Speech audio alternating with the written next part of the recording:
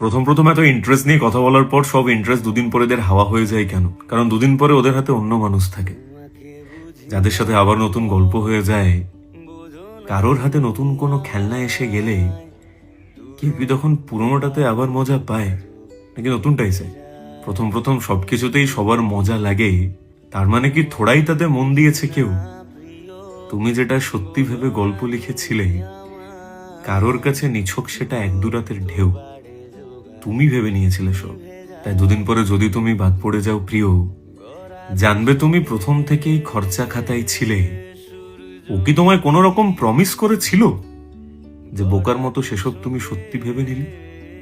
তোমার দোষ। ও দুদিন তোমায় খুব বেশি ইন্টারেস্ট দেখিয়েছে মানে এই না যে দুদিন পরও তোমার প্রতি ইন্টারেস্টেড থাকবে। দুদিনের ইন্টারেস্ট সবাই দেখাতে পারে, এটাকে এত সিরিয়াসলি নেওয়ার কিছু নেই। মন গেছে, হাতে ফাঁকা সময় ছিল, দুদিন তোমার প্রতি ইন্টারেস্ট দেখিয়েছে। এখনো হয়তো হাতে ফাঁকা সময় আছে, কিন্তু মন নেই তোমার প্রতি, অন্য কোথাও দেখাচ্ছে। এতে এত মন খারাপের কিছু নেই, এটা আজকাল হতেই পারে। ঠিক আছে, তুমি একা নও।